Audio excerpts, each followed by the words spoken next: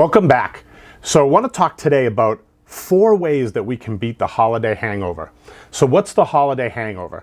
Is we just spent all this time as restaurant and retail operators ramping up, hiring more employees, bringing in a ton of supplies, doing all this to get ready and increase our sales between Thanksgiving and Christmas.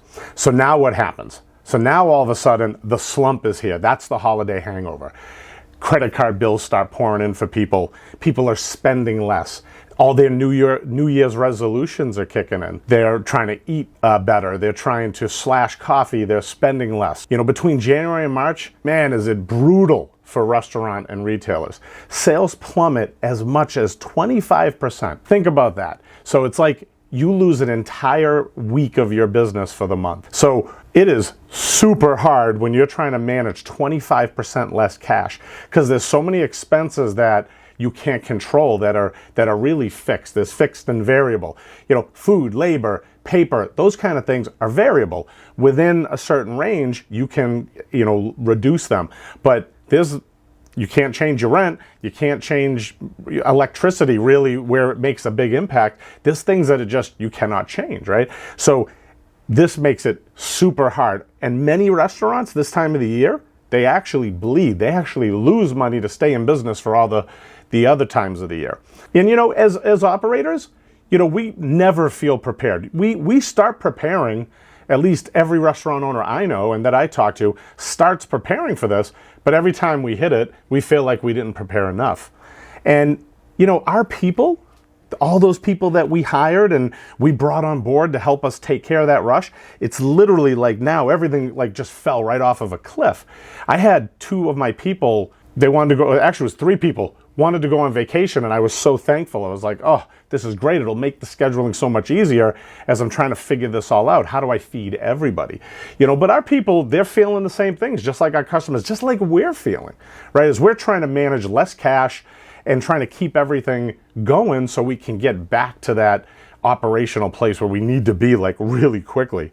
So there's 4 things that I do that I look at every single time of the year, and this is what I want to share with you. So the first thing, I call it course correcting and money in the bank. Right now, we've got a team of people that we've been so busy, and there's people on our team that were doing things that they were irritating us. This is the time to fix it. This is what I mean by course correcting. We've got a compensation plan. There's certain things that we need to happen. There's certain things. There were days that they said they were going to be there and then they're requesting it off, right? So this is the time to talk about it, to sit down and do one-on-ones with people and say, hey, where are you right now? Right? Let's talk about where you are right now. Let's talk about what you signed up for, and let's talk about how I can help you get there. And now this is also what I mean by putting money in the bank. Now you're investing in people. So, hey, I can get you some more hours, but you need to be able to do this role over here or this position over here, or you need to be able to come in and open the store in the morning or close the store in the afternoon. If you did these things, I could do this. So now's the time to set those action steps to be able to work with your people to take them to that next level. So now, as things start to hockey stick back up, our business starts to increase, we've put money in the bank, we've invested in people. Now we can take money out of the bank when we need it, when the spring hits and the summer hits. That's what I mean by putting money in the bank. But right now, this engagement time with our people, absolutely necessary. This is not the time to take your foot off the gas. This is not the time to become, get real quiet and not talk to people. Be transparent. Tell them what's going on. Say, hey, this is why the hours are going to reduce a little, but if you just make it, hang in there with me for a couple of weeks, here's what's going to happen 2, 3, 4 weeks from now. And this is the time to do that. So number 2, adjust your spending. I know that sounds like a no-brainer. Duh, if your sales go down, then you got to adjust your spending. We always talk about Scrooge. Scrooge should come after Christmas, not before Christmas. That's when the story should really start, because that's what we need to become this time of year. And really the budget, a budget for food and labor and packaging and cleaning, all these things right now has to become the most important thing. What we do is we estimate what we think the sales are going to be, and then we just adjust all our numbers, and then it almost becomes like a game. We're trying to hit those goals and hit those targets, hit those budgets. And this time of year, don't feel guilty about running out of something. We run a coffee, donut, and breakfast sandwich shop. I mean, my God, if we run out of raspberry shot, is that like gonna like close the store because we ran out of raspberry, flavoring? Who gives a shit, right? This is the time of year where you can push things, and that's what we do. The other problem that we have, especially in New England, but when I watch the news, I'm seeing this all across the country, is the weather, right? We're a very weather-driven business. Retail and restaurant operators, very weather-driven. People don't go out when it's snowing. People don't go out when the weather's super crappy. They hunker down and stay inside, which directly impacts us. And then now what happens is where the weather can be very irregular, our people get to work, they punch in. We can't just send them home. They have to, by law, they have to work a certain amount of time. And then look at their energy level when they've made plans, did whatever they had to do. And then they get to work, and then we're telling them to turn around and we're sending them home. So, all of this stuff just weighs on us heavily. Today's episode is sponsored by Smart Systems. Are you tired of your best people being poached? Stolen? Smart helps you create unpoachable rock stars. Check out the link below today. But in New England, I swear that in another life, I'm going to be a weather person, because it's the only job where you can get it wrong and you still got a job. You don't lose it. I remember one specific day, we were joking about it. We're all looking at our app, right? The weather app. And we're looking, we brought up in the computer in the office, we brought up the local news channel, and it said that it was raining. And we're looking outside, and there had to have been 3-4 inches of snow, and it was snowing hard. This is what happens. Now, what does that do for the business that day? Destroy everything we thought was going to happen, gone, right out the window.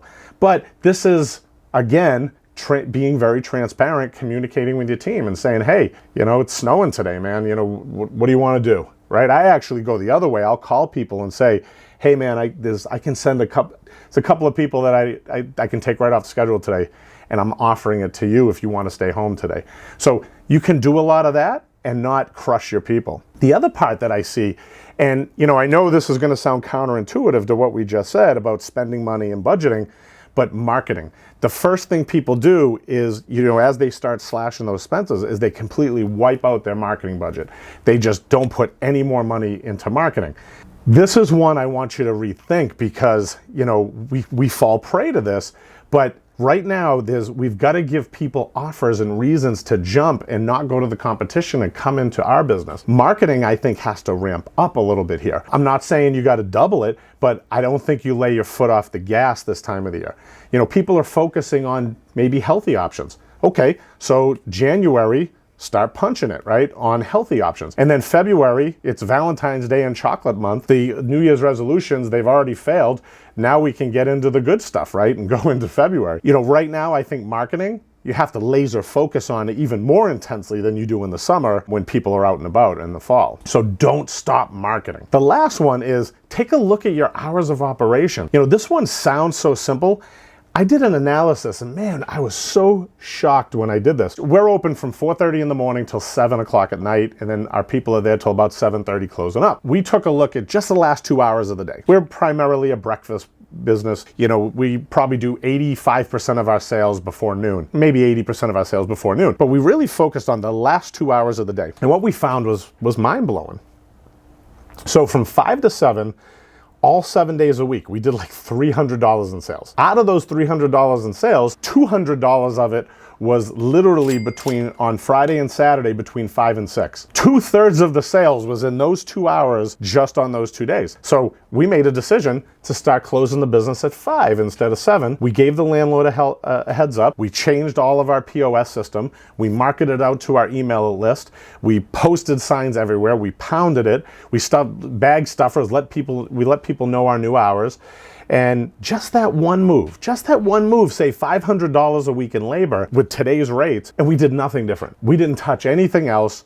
Just that one move, boom, save $500 a week in labor. Imagine if you had multiple locations and you made a simple move like that, how many thousands of dollars that you would just, you're keeping in your bank account and not putting it out. So that's what it's all about. So this is the time a year that you have to be proactive and not become a victim. There was a story that a friend of mine told me that I want to share with you.